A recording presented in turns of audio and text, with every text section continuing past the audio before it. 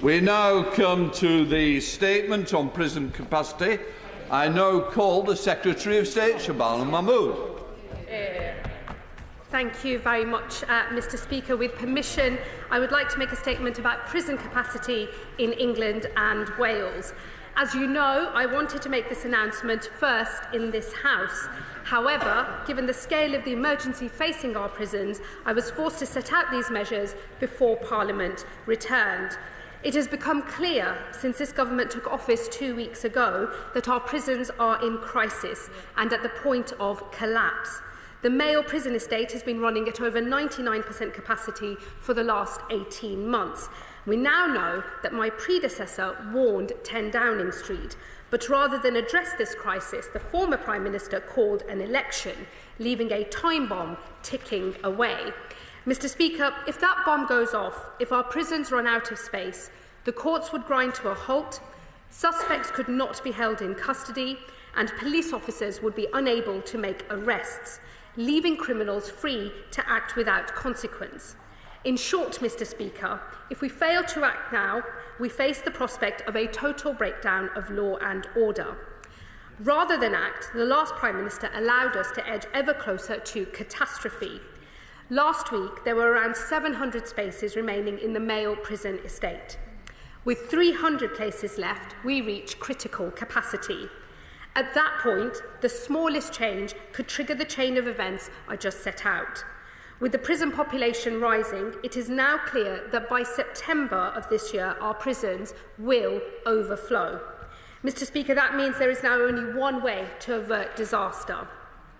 As the House knows, most of those serving standard determinate sentences leave prison at the halfway point, serving the rest of their sentence in the community.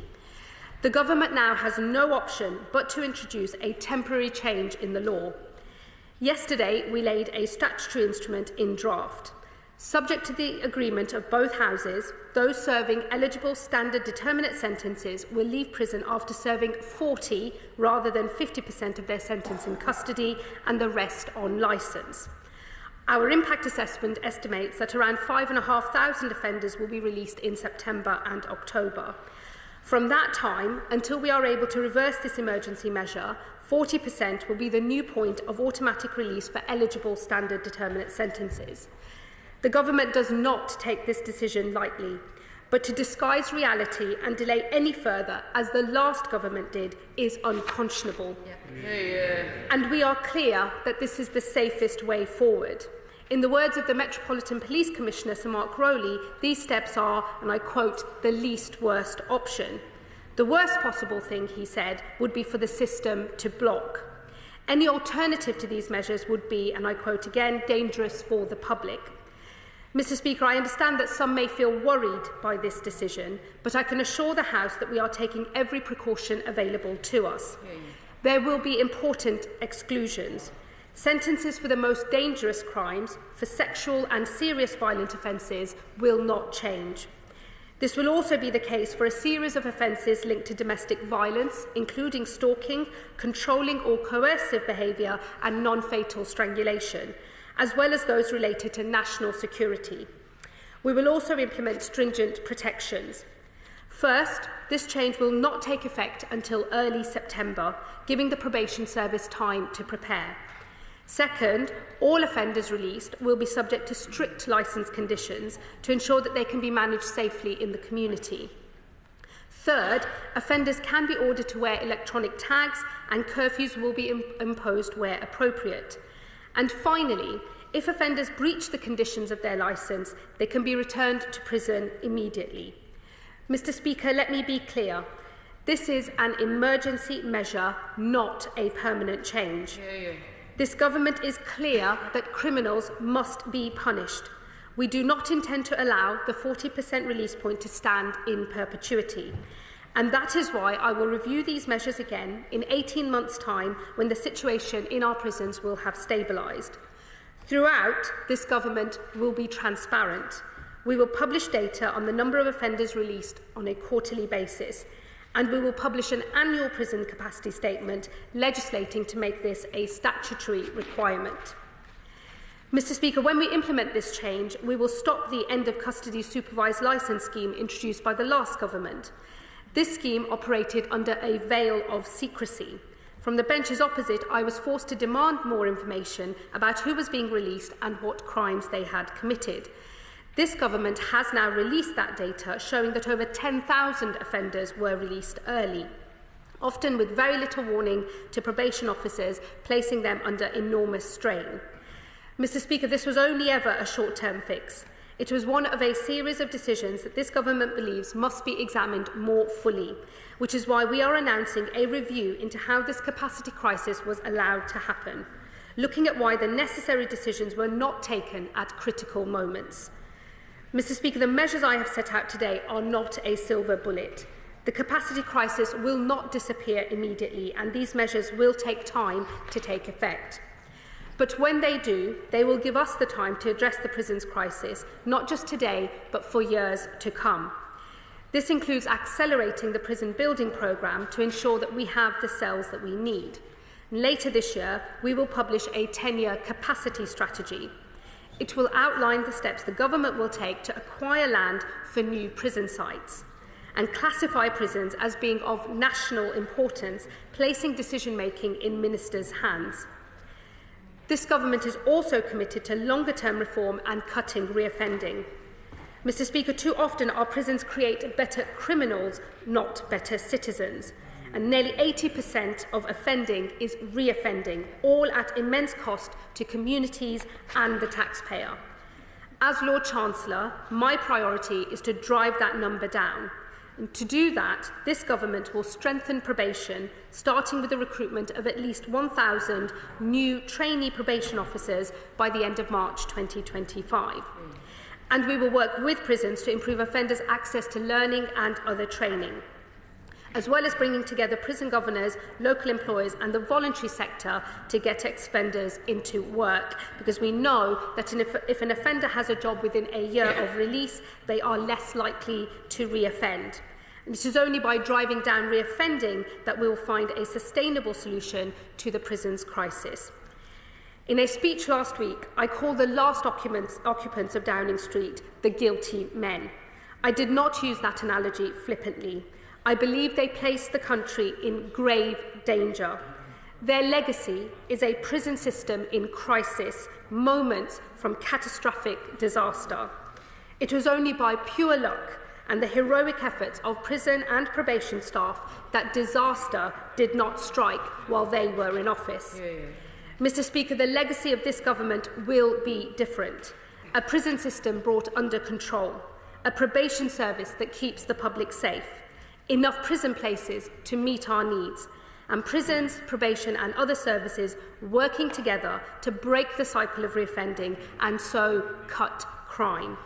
Mr Speaker, I never thought that I would have to announce the measures I have set out today, but this government has been forced by the scale of this emergency to act now rather than delaying any longer, because this government will always put the country and its safety first. I commend the statement to the House. Shadow Minister and Argar. Thank you, Mr Speaker. I'm grateful to the Lord Chancellor for very timely advance sight of her statement.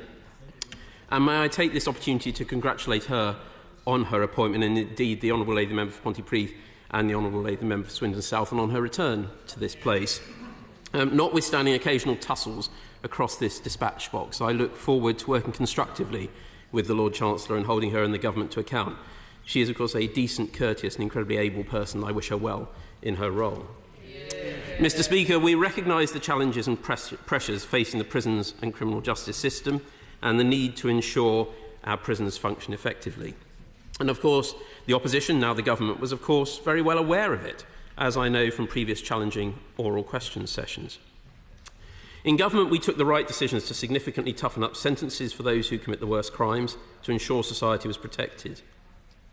In parallel to this, and to reflect it, we set in train the biggest prison building programme since the Victorian era. Over 13,000 additional prison places delivered in government, 2 new prisons open, 1 being built, 2 with planning permission, and 1 on the cusp of a decision.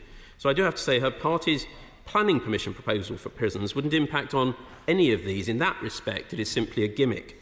But crucially, in the COVID pandemic, supported by the then opposition, we made tough but correct decisions not to carry out mass release of prisoners, which some other countries did, and we maintained that bedrock of our justice system, trial by jury. But these correct decisions meant less space in the number of people on remand waiting for trial or sentencing, dramatically increasing from around 9,000 to around 16,500, with, of course, the resulting additional pressures. Now, in taking the decision the Lord Chancellor has to reduce capacity pressures, the paramount consideration must always be public protection. With that in mind, while we will of course have to scrutinise the detail of her proposed sentence reduction scheme, I must say we do have some significant public protection concerns over what she's announced so far, and I hope she'll be able to address them today. The Lord Chancellor set out limited exclusions on domestic abuse, but can she confirm that domestic abusers convicted of, say, common assault, as is often the case, would in fact not be exempt from this policy? What exclusions does she plan to put in place to ensure that the worst, persistent, multiple-time repeat offenders cannot benefit from this scheme? Right Honourable Lady set out that this was a temporary measure for 18 months and then will be reviewed. What criteria will she set out for its ending? And better still, will she commit to sunset this measure in the delegated legislation itself and in 18 months, if needed, return to this House afresh? What additional resources are being made available to probation? We hear what she says about 1,000 more trainee probation staff by March 2025. But how many of these are actually new in addition to the existing trajectory of new trainees we already have in place? Can the Right Honourable Lady guarantee no prisoners will benefit from her early release scheme without GPS tags and strict conditions? And indeed, will she mandate the imposition of GPS tracking? Can she confirm to the House progress on bringing HMP Dartmoor's places back into use and her long-term plans for HMP Dartmoor's places? And the previous government committed £30 million to acquire land for new prisons building and had already begun drawing up a site long list. Is she expanding that fund, or is she merely re-announcing the same thing? But more widely, given she states this is a temporary measure to ease pressure, what are her long-term plans to meet demand? Is she planning to scrap the tougher sentences for serious crimes that the Conservatives put in place to protect the public and in so doing reverse our changes? Or is she planning to build more prisons over and above the 6 we committed to and committed to fund to meet future demand? And if so, has her Right Honourable friend the Chancellor agreed to the significant extra funding needed? These are the long-term questions she and the Government owe this House and the public answers to, given the changes she is making today. I hope she will be able to give clear answers to them. Service Day. Thank you very much, Mr. Speaker. May I welcome the Shadow Lord Chancellor to his place and also place on the record that I know we have always worked constructively together wherever appropriate, and I look forward to continuing to do so whilst he is in post. Mr. Speaker, I thought that was a rather heroic attempt by the Shadow Lord Chancellor to gloss over many, many years of failure on planning by the previous government. And I was rather surprised he managed to say it all with a straight face. He knows full well that for many years the government has struggled to get past, in fact, many of their own backbenchers, not all of whom have returned post-general election, but some of whom remain here and some of whom remain implacable opponents to any kind of planning developments in their constituencies. They think that national infrastructure is a good thing as long as it happens elsewhere. I look forward to seeing if there is a change of heart on the opposition benches. It would be a welcome one indeed, because this government will not allow the planning system to prevent our country from having either the prison places we need or the national infrastructure that we so desperately need. He also knows full well that of the 20,000 places that were supposed to have been provided by the previous government, by 2025. Only 6,000 of those have, in fact, been delivered. I am dealing with some of his other points. I am concerned about the position in relation to prisoners on remand. He does rightly note that the numbers of those on remand in our prison estate are at around 16,000. Of course, judges do need to be able to remand people to prison for public protection reasons, and that will not change. He will know, given his former role in the department, that there are no immediate solutions because many of those same individuals will, in the end, be sentenced to custody. I am considering all options available to me in order to try and drive that number down as much as possible. But in the end, we will need our 10-year capacity plan to take account of what we expect the sentenced population to look like. Then, in terms of the sentences that are covered by this measure, he will know that in order to make the change this way by means of statutory instrument, it has to relate to specific offences. That is why we have taken every precaution and every option available to us to exclude sentences connected to domestic abuse. He knows that those will involve, I'm sure he's seen the draft statutory instrument, offences related to the breaching of a non-molestation order, as I said in my speech, stalking, but also including stalking involving fear of violence or serious alarm or distress, strangulation or suffocation, controlling or coercive behaviour in an intimate or family relationship, the breaching of a restraining order, and breach of domestic abuse protection order. So the common offences that are connected, as we know, to domestic abuse are caught within this statutory instrument. And in terms of multiple and repeat offences, he will know that that relies on the combination for review when the sentencing calculation will be done. As I said in my speech, I will return in 18 months in order to update the House. We do want to be able to remove this temporary measure as quickly as possible, and we will be transparent throughout. Unlike myself, when I was in that position, I will not, the Shadow Lord Chancellor will not need to chase me around this building trying to find out what is happening in relation to the previous government's early release scheme. We will be transparent in a way that the previous government simply was not. We will do a quarterly release of all of the data, and we will update the House regularly as well.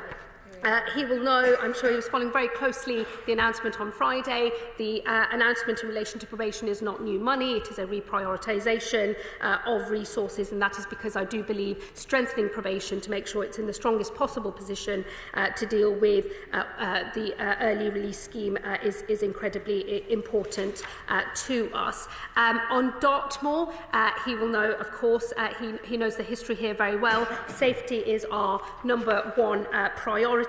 And after close monitoring of the situation at HMP Dartmoor, that prison will be temporarily closed, and I will update the House as the situation develops. And then, if I just say to him gently, we have committed to a 10-year capacity strategy. We recognise that we do need to make sure that this country has the prison places that it needs. We will deliver where the previous government failed, and we will never allow the planning process to get in the way of having the prisons that we need in this country. But longer term, we will also look at driving down reoffending, because that cycle of reoffending creates more victims, more crime, and that entrenched cycle does have big impacts on our ability to have the capacity that we need on our prison estate. So that is why this government will make it a key priority to drive down reoffending. That is a strategy for creating better citizens, not better criminals. It's a strategy for cutting crime, and in the long term, it will deal with our capacity problems for years to come. Bambos, Charalambous. Thank you, Mr. Speaker, and I wish to welcome my right honourable friend to her place on the front bench, on the government benches. The IPP prison population is over 2,700. 99% of those people are serving are over tariff, and over 700 prisoners are now 10 years over their original tariff. So I'd like to ask the Secretary of State, can she accelerate the MOJ's refreshed IPP action plan to help reduce the prison population and right this wrong? I thank my honourable friend for that question. the situation with IPP prisoners is, of course, of great concern, and it is something that I know huge numbers of members across both sides of this House care about deeply, and I share that concern. They are not caught within the changes that we are making. These are indeterminate sentences, not standard determinate sentences. We supported the previous government in what we thought were sensible changes to the licence period and the action plan as well. We will continue that work. I would just say any changes that are made here do have to account for public protection risks first and foremost. We do want to make progress with this cohort of prisoners, but not in a way that impacts on public protection. Lib Dem spokesperson Alistair Carmichael. Thank you, Mr Speaker. Can I also welcome the Lord Chancellor to her new position and thank her for advance sight of the statement. Mr Speaker, it has been apparent for months now that measures of this sort were going to be necessary. But can I say to the Lord Chancellor that while these are described as temporary measures, 18 months is a very long time for temporary measures, and there is a real danger to damaging public confidence in our criminal system if these measures were to extend it beyond that point. The answer has also got to be more surely than just building more prison capacity. The problem is not that our prison estate is too small. It is that we send too many people to prison, and the time that they spend there does nothing to tackle the problems of drug and alcohol dependency, poor literacy or numeracy skills, or the mental health problems that have led to their incarceration. So can we hope to hear in the very near future what the government is going to do by way of a comprehensive plan to tackle these issues in relation to the time that people spend in prison? And can I finally bring to her attention the report published this morning from HM Inspector of Probation into the failings of the Cambridgeshire and Peterborough Probation Delivery Unit? That report, Mr Speaker, outlines surely that our duty of care to those who we lock up should not end the day they leave custody. When will we have a response to that report? Thank you very much, Mr Speaker, and I welcome the honourable gentleman to his place. Firstly, let me just say on the 18 months, we have inherited a system in complete crisis and at risk of the total breakdown and collapse of the criminal justice system. It will take some time, by necessity, for us to be able to put that right. And I don't want to mislead the public that somehow these are changes that will have a quick effect. The system is in dire straits. It will take time to repair, and so I think it's right that we are upfront and honest about that time. I will update the House regularly. As I say, the approach of this government will be very different to the last government. We will have a regular release of data. I anticipate I will be appearing before members on a very regular basis talking about that data, but I welcome that opportunity because actually it is important that the public are kept updated and that their representatives in this place are able to scrutinise what is happening and hold us to account. We will need the time for these measures to take effect to enable us to try and move the system to a position of greater health. In terms of who goes to prison and for how long and why, what I would say to him is when you have very overcrowded prisons, there is not the capacity to do very much other than hold people in their cells. So all of the other activity that we know is important to help people in the prison system turn their lives around, come out as better citizens, make better choices, having made amends to society, those activities cannot happen in deeply overcrowded prisons. And that is why actually dealing with a capacity crisis is so necessary, not just to prevent the collapse of the criminal justice system, but also to try and cut down on reoffending in the long term. And so I do think that creating some space will again allow us to bring forward proposals to bring down the rates of reoffending in the country. And let me just say on probation, firstly, I'd like to pay tribute to all probation staff for the tremendous work that they do. The first visit I made in my new role was to meet probation staff in Bedfordshire. So I recognise that they have been working in a system and in a service that is under extreme strain and facing real difficulty. That is why we are going to be onboarding 1,000 new trainee probation officers before March 2025 in order to add some extra capacity, and it is why returning the probation system to health will be a key priority of this government. McDonnell. Can I declare non-pecuniary interest? I'm an honorary life member of the Prison Officers Association. Can I say to my right honourable friend that in seeking to be fair as she always is, she's been too kind on the past government. They brought about a staffing crisis in our prisons, which has meant rehabilitation has been brought to an end, and with levels of violence in our prisons that we've never seen before at this level. So therefore, can I ask her whether she can bring forward as soon as possible a workforce strategy for our prisons and probation as well? But in particular, could I ask her as a matter of urgency to look at the youth offender institution at Feltham, which has become a violent emergency for staff and prisoners themselves? Can I thank my honourable friend for that question? He is right, and let me take the opportunity to pay tribute to all of our staff in our prisons. They do an excellent job and under very, very difficult circumstances, and he is right to acknowledge that levels of violence in our prisons have been increasing, placing those staff at ever greater risk. Let me tell him, in a way, it is similar to the question I've just answered on probation. When you are so very badly overcrowded, it is incredibly difficult to run any kind of prison regime that can either do any good work on rehabilitation or indeed providing a safe atmosphere for the staff that work there. I will, of course, be having conversations in the usual way when it comes to discussions about the spending review and other measures that the Chancellor will bring forward. And of course, I hope I need not tell him I will back very hard for our department and the people that I represent, but that will all happen in the usual way. What we are committed to doing is publishing our 10-year capacity strategy as quickly as possible so that we can begin the process of returning our system to some sort of health. And I thank you for raising the issue around Feltham, and I will look at that and write to him.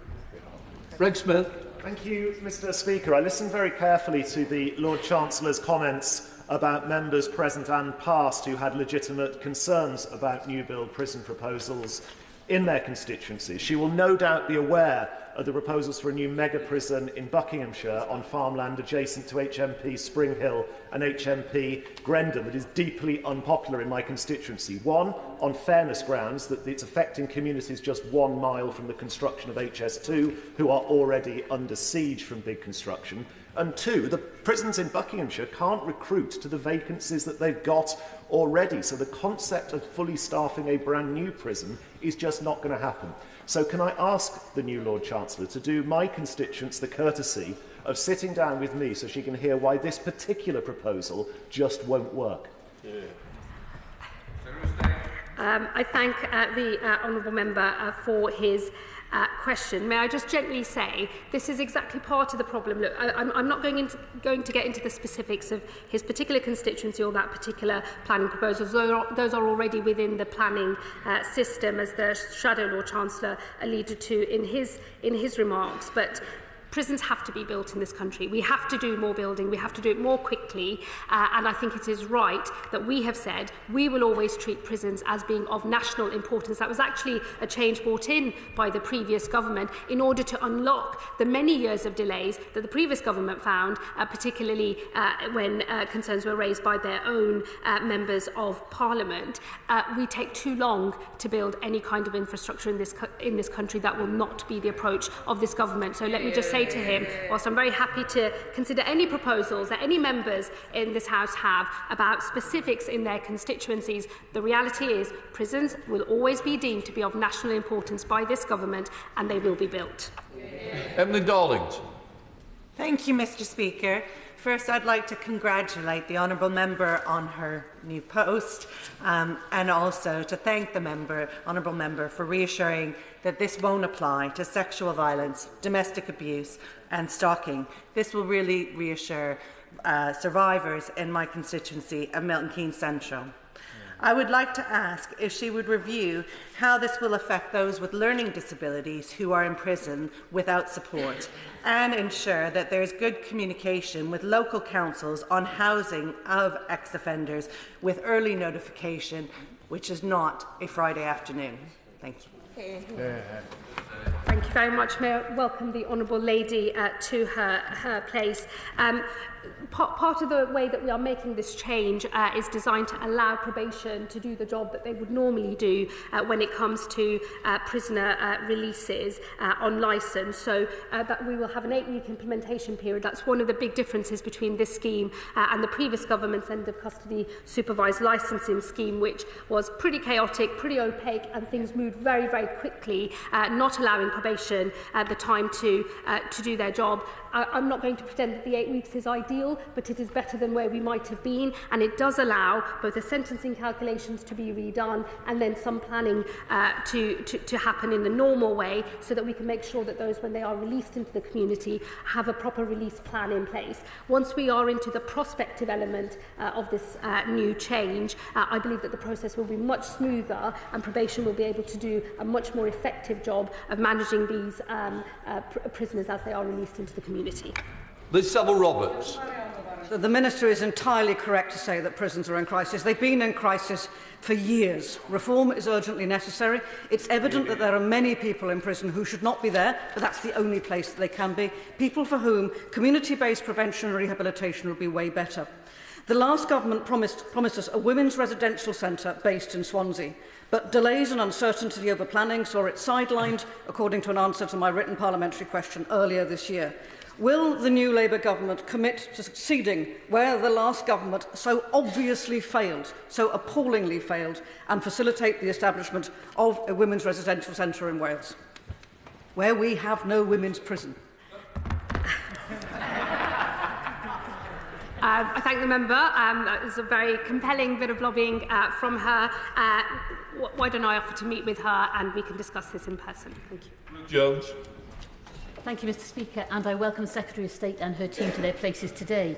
And I wonder, can the Secretary of State comment on what was reported in The Guardian earlier this week? Apparently, the former Director General for Propriety and Ethics wrote to the previous Prime Minister telling him that a failure to act on the prison crisis would bring the criminal justice system to a point of critical failure. Does she agree with me that if this is true, then that is an enormous dereliction of duty from the party opposite? Yeah. Thank my honourable friend. I did read those reports in The Guardian, and of course none of us have had sight of any of those papers. If they're true, those reports, it is very, very worrying indeed. As I said in my opening remarks, I did not use the phrase "the guilty men" lightly when I spoke about the crisis that we have inherited and the change that we are being forced to make. I believe it was a serious dereliction of duty by the previous government. I could hardly believe the state of the prison system that I inherited, and I think that we have been forced to make the changes that we have because of that failure. Dr. Kieran Miller. Mr. Speaker, can I begin by welcoming the Lord Chancellor to her post? I just want to push her slightly on the description of this scheme as a temporary scheme. Whatever she may say, the legislative impact of what they will do will be a permanent change. And if she wants to be subject to scrutiny and to have a temporary scheme, there's absolutely no reason why she can't sunset the legislation to be a genuinely temporary change. Come back later if you think you need to reintroduce it. That's a way to welcome scrutiny and be true to what you're saying in terms of it being a temporary scheme. It is a temporary scheme. We will revert to the usual 50% level as quickly as possible. I think 18 months is the right period for me to return to this House, and he will have many opportunities to scrutinise these changes, because this government will be different to the previous government, because we will be transparent all the way through, and I anticipate many moments in this House when I will be challenged. It is a temporary change. It will always be a temporary change. Rachel Maskell. I've had many constituents placed in prison because of failed mental health services. The crisis team don't turn up and there's no capacity in secure accommodation. Will she have urgent discussions with the Secretary of State for Health to make an assessment of those people who should be in mental health services rather than in the criminal justice system? My honourable friend is right that we have broad failure across many of our public services, including within the health service. And as my colleague, my right honourable friend, the Secretary of State for Health, said that we have inherited an NHS that is broken. I will have conversations with him on the matter that she raises. But it is important that as we try to return the prison system to health, we do so in conjunction with the other public services that we know are crucial to the proper functioning of the criminal justice system. Speaker, can I welcome the Lord Chancellor to her place and wish her well in the very, very important role that she now has. It is imperative that when a judge sentences a criminal, that consideration of fulfilling justice prevails more than consideration of spaces in prison. How will the Lord Chancellor address the difficulties to ensure that justice and serving an appropriate sentence will remain the focus, and the logistics of that can then be dealt with? The Honourable Member for Strangford is right. In the end, individual sentencing decisions are for judges. They have discretion to apply the law as they see fit to the circumstances of the cases in front of them, and nothing that we've decided today changes that picture. More broadly, we will have a sentencing review. It's something that we were committed to in our manifesto. I will say that more about that later in the year, to make sure that all of our sentencing is consistent and coherent, and that our sentences do actually work, which is what they're meant to do. Paul O'Barr. And can I welcome the Lord Chancellor to her place? She's certainly hit the ground running in a very difficult backdrop from the previous government. We know only too well that often prisoners are released on Friday afternoon with little or no access to statutory services, and they become homeless. What assurances can the Lord Chancellor give the House that this has been thought through and the unintended consequences of this decision will not be extending the homelessness crisis? I thank my honourable friend. The implementation period that we have put forward in our proposals will allow the probation service time to prepare. That is different, as I've said before, to the early release scheme brought forward by the previous government. We do think that that will allow probation to do their job and to make sure that all releases come with a proper plan in order to make sure that they are successful releases into the community. She will know already, I'm sure, about the community accommodation service, which provides transitional accommodation for prison leavers who are at risk of leaving prison homeless for up to 84 nights. That will continue. The previous government scheme released prisoners with little or no warning. This scheme is different. It does give probation time to prepare and should hopefully iron out some of the problems that we have seen previously. Rick Twigg. Can I congratulate the Lord Chancellor on her appointment? It's already been referred to in terms of reoffending as being a major problem, but also drug and alcohol rehabilitation services are at a premium and need looking at. But can I say to her, one of the key factors here is ensuring that prisoners, when they leave prison, actually do get a job. So can I ask her what work is being done to ensure that there are more employment opportunities for prisoners who are leaving prison? Thank my honourable friend. He is absolutely right. Employment, as I said in my earlier remarks, is crucial because we know that those who leave prison, if they are in work within a year of leaving prison, they are much less likely to reoffend. It's why we had one of our manifesto commitments of setting up employment councils in our prisons, bringing together prison governors and local employers to make sure that we're doing everything we can to drive down on the rates of reoffending in this country, and we will have more to say on that in the coming weeks and months. Tony Antonius. Thank you, Mr Speaker. I'd also like to refer myself to the comments for the Honourable Member from Dwyfor because the women's residential centre she speaks of happens to be in my constituency. Mr Speaker, my right honourable friend will be very aware of the issues that we have currently in Park Prison, Bridgend. I'd like to pay tribute to the very hard work of the Honourable Member for Bridgend and also to the previous Welsh Affairs Select Committee. The previous government blamed the local culture of the community on the issues that were happening in the community of Bridgend. I certainly find this insulting. There is an issue also over staff and the intimidation that they and their families have faced there. Will she reinforce and support the prison and probation services that work within Park Prison, Bridgend, and work especially with the Honourable Member for Bridgend to ensure that the culture in the prison changes and that people are safe. Can I thank my honourable friend? Let me say I'd be happy to meet with both her or the honourable lady opposite individually or together to talk about the women's prison and happy to meet with both and to write to her on that point. And in relation to Park, let me also pay tribute to the honourable member for Bridgend. I'll be very happy to work with him and other honourable members with an interest. I'm deeply concerned about the situation at Park Prison. Let me pay tribute to the staff who work in that prison. As I have said many times already, I am in absolute awe of the efforts made by staff across the prison and probation services, keeping our system going under extreme pressure with a system that has been in dire straits. I will happily meet with honourable members about Park, but it is a situation that I'm already monitoring very closely.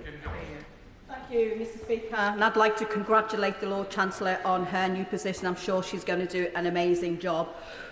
The laws of joint enterprise need an urgent review. Thousands of young black men incarcerated for long prison terms for crimes that they have not committed. So can the Lord Chancellor state how and when you're looking to undertake a review of this law? I thank my honourable friend. Of course, the joint enterprise is not related to the changes that we are making today, but I know it is an issue of real concern and interest both for her and other members across this House. As I understand it, the Crown Prosecution Service were already reviewing the evidence. I think it's right for that to conclude before the new government sets out any measures, but I will be engaging closely with the CPS on their review. Ben Goldsborough. Thank you, Mr Speaker, and congratulations to my right honourable friend and the front bench for their appointment. We are very lucky in Norfolk that we've got a Police and Crime Commissioner in Sarah Taylor who is standing up with integrity and honesty, just like our new government, and being open. What work will the Secretary of State be taking to ensure that our Police and Crime Commissioners in Norfolk and around the world are actually being supported in the work that they need to do, on what action you're taking? Can I thank my honourable friend for that question? Police and crime commissioners are crucial to both helping us manage the current crisis and also helping us as we move the system to some health, hopefully sooner rather than later. I met with many police and crime commissioners in opposition. I've already met the lead member for the PCCs who represents them on the Criminal Justice Board, which has already met to talk about how we make these changes in the safest possible way, and I will continue engaging in that way. Melton. Thank you very much, Mr Speaker, and I welcome the Lord Chancellor and her team to their place on the front bench. Further to the question from my honourable friend, the member for Southgate and Wood Green, is it not worth further consideration of expanding this scheme to include unfair, indeterminate sentences that will provide an additional 2,700 potential early releases? I thank my honourable friend. I welcome her back to her place. Look, I'm well aware of the issues around indeterminate sentences for public protection. I know it is of great interest. It's something that was of great interest to me as a constituency member of Parliament. I know this territory very well.